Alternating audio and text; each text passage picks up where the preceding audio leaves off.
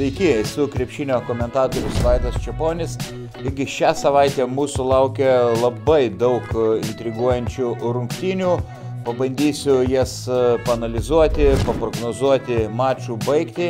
Ir prieš tai aišku priminsiu, kad būtinai prenumeruokite mano YouTube kanalą, dėkite laikus, lietuviškai patiktukus. Taigi nepamirškite. Na ir ką, pradėsiu nuo kvapo gniaužiančio mūšio kovo 14 dieną. Graikijos milžinų akistata Pirėjo Olympiakos prieš Atėnų Panathinaikos komandą, kuriai atstovauja Marius Grigonis.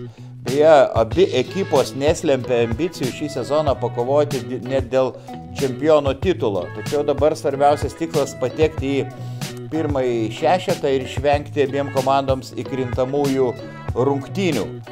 Abi ekipos ant bangos. Panathinaikos Eurolygoje 3 pergalės iš eilės, Olympiakos laimėjo net 5 kartus iš eilės. Tai šiek tiek skirtingo braižo komandos. Olympiakos labiau orientuota į gynybą, mažiausiai praleidžia taškų Eurolygoje, o pagal rezultatyvumą yra tik 14 vietoje. Na, o Panathinaikos ekipa labiau orientuota į gynybą. Šį sezoną komandos įvairiuose frontuose Eurolygoje, Graikijos lygoje, Graikijos taurėje iš viso žaidė 4 kartus ir pasidalijo po 2 pergalės. Vis dėlto manau, kad šiuo metu šiek tiek geresnės formos yra Olympiakos krepšininkai, jie žais savo žiūrovų akivaizdoje ir prognozuoja išves pergalę po atkaklios kovos 5-7 taškų skirtumų. Kovo 15 dieną visų dėmesio centre Miuncheno Bayerno ir Kauno Žalgirio rungtynės. Na, jeigu žalgiriečiai pralaimės, na, iš esmės nebeteks jokių šansų patekti į įkrintamąsias varžybas, užimti bent 10 vietą.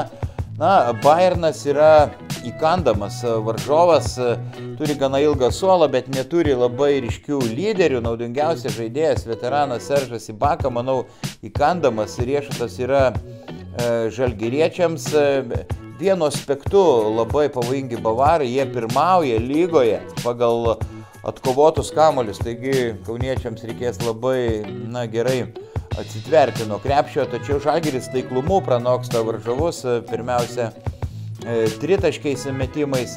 Na ir pastaruoju metu į duobelę krito Pablo Laso auklėtiniai.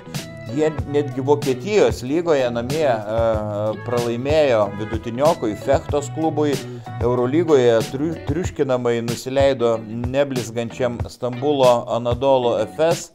Na, pabūsiu optimistas, nors Žalgiris dabar irgi nėra geriausios sportinės formos, tačiau tikiu, kad kauniečiai svečiuose išplėš pergalę minimalių skirtumų 1, 2 ar 3 taškais. Kovo 15 dieną dar vienas įdomus mačas Eurolygoje. Bolonijos Virtus priims Madrido Realą. Tai, kad Bolonijos Virtus labai solidžiai žaidžia, tikrai yra viena didžiausių turnyro staigmenų. Puikų darbą atlieka Latvijos rinktinės strategas Luka Banki.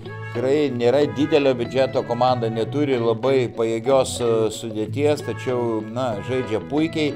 Ypač namie Virtus savo aikštėje iškovojo 12 pergalių per 14 rungtynių.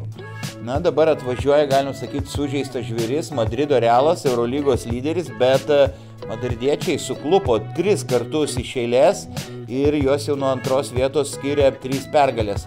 Aš manau, kad šį kartą Realas pademonstruos jau maksimalę koncentraciją ir parsiveš pergalę į Ispanijos sostinę maždaug 5-8 taškais.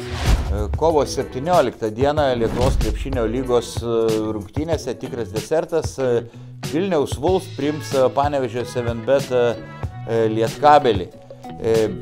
Šį sezoną panevėžiečiai 2 kartus jau įveikė Vilkus po atkaklios kovos ir jiems pergalė labai reikalinga, jeigu Čianok auklėtiniai dar svajoja pakovoti dėl 3 vietos reguliariajame sezone ir tokiu būdu potencialiai pusfinalį išvengti Kauno Žalgirio. Pralaimėję panevėžiečiai, tokių šansų iš esmės beveik nebeturės. Na, atėjus Nedui Pacevičiui tikrai pagerėjo Wolves žaidimas, tik vienas buvo prastos rungtynės jam vadovaujant, kai buvo nusileista Jonavos klubui. Trenerių štabą papildė Mindaugas Brazys, tačiau tokias papildoma razina šiame mače, tai yra Gagičiaus pasirodymas su 7bet Lietkabelio marškinėliais, buvo labai nepatenkintas savo vaidmeniu Wolves ekipoje šis serbas, na ir manau, kad versis per galvą, kad įrodytų visiems, taip pat ir Wolves treneriams, vadovams, kad bereikalo buvo su juo atsisveikinta. Vėl prognozuoju, lygią kovą, iki paskutinės galbūt minutės ir nuojauta kužda, kad panevėžiečiai vis dėlto triumfuos keliais taškeliais. Tai tiek šį kartą analizės ir prognozių, tai buvo komentatorius Vaidas Čeponis. Linkiu visiems gražaus krepšinio, linkiu svarbiausia pergalės Žalgiriui ir atsisveikinu iki kito karto.